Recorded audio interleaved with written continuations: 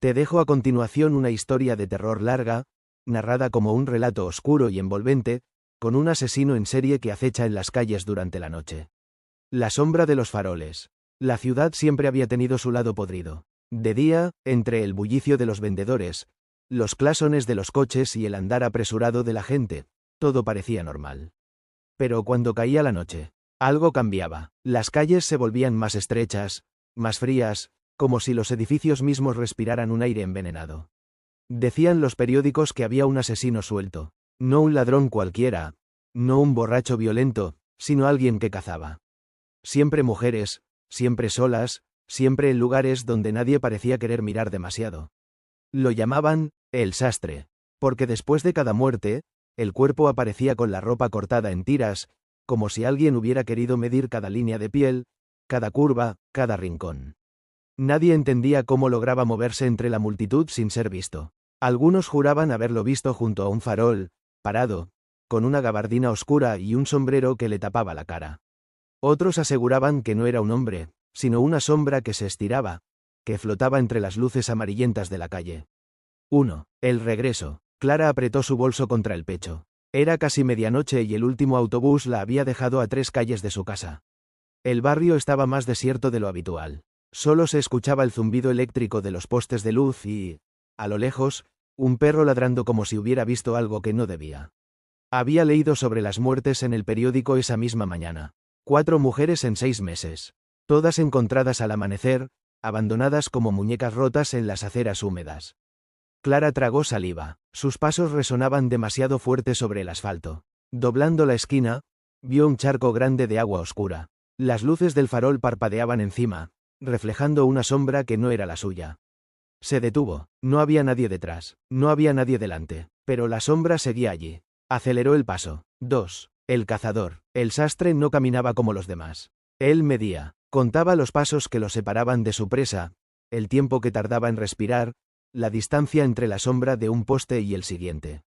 Tenía cuadernos enteros, escondidos en su apartamento, donde dibujaba las calles y anotaba las horas exactas en las que cada mujer pasaba por allí. No era impulsivo, era meticuloso, eligiendo a quién, cuándo y dónde. El cuchillo siempre limpio, siempre afilado, esperando dentro de la gabardina. Mientras Clara apretaba el paso, él ya había decidido. Ya la había visto antes, tomando el autobús 2 calles más arriba. Había observado cómo revisaba su móvil nerviosa, cómo guardaba las llaves en el mismo bolsillo del bolso, siempre el izquierdo. Para él, Clara no era una persona. Era un patrón, una figura en su tablero. Y esa noche, el tablero le pertenecía. 3. La persecución. Clara dobló la esquina y se obligó a no mirar atrás. El corazón le golpeaba contra el pecho con tanta fuerza que sentía que alguien podía escucharlo desde la otra acera. De pronto, un clic metálico sonó detrás. No era un coche, no era un gato, era el eco de un zapato pesado que se detenía cuando ella se detenía. Giró la cabeza, vacío, pero el farol más cercano volvió a parpadear. Empezó a correr, sus botas resonaban huecas en la acera, el aire frío le cortaba la garganta. Y detrás, como una respiración ajena, otro paso la seguía. No rápido, no desesperado, sino seguro, como si supiera que no importaba cuánto corriera.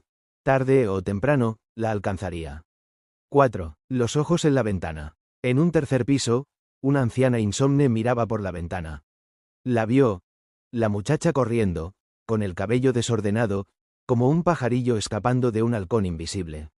Quiso abrir la boca, llamar, pero no lo hizo. Porque entonces lo vio a él. De pie, bajo el farol. Inmóvil, la gabardina negra, el sombrero inclinado. No se movía, pero la sombra que lo rodeaba parecía respirar, expandirse hacia la muchacha. La anciana corrió a cerrar las cortinas. Sabía que, si seguía mirando, esa figura también la vería a ella.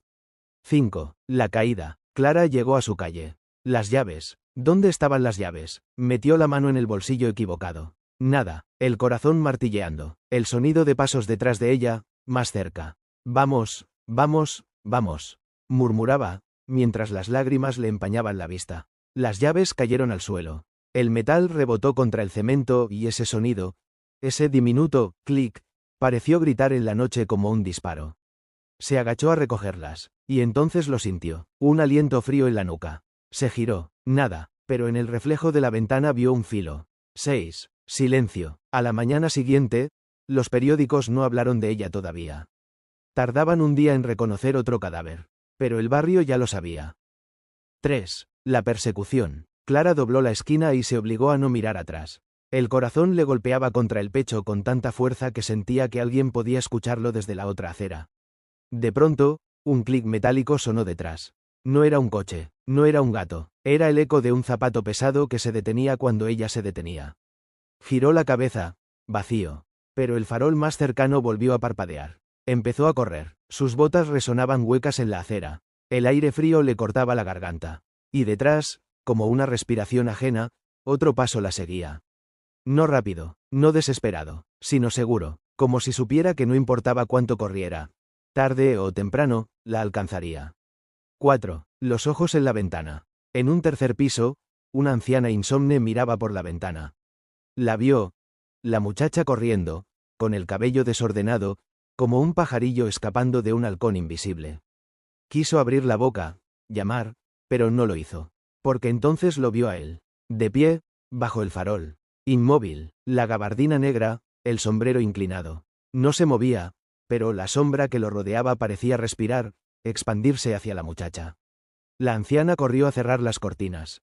Sabía que, si seguía mirando, esa figura también la vería a ella.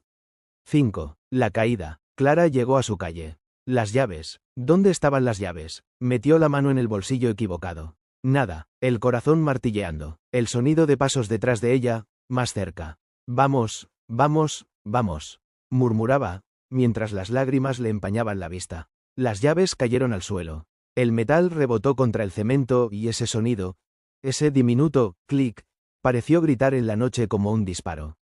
Se agachó a recogerlas, y entonces lo sintió, un aliento frío en la nuca. Se giró, nada, pero en el reflejo de la ventana vio un filo. 6. Silencio. A la mañana siguiente, los periódicos no hablaron de ella todavía.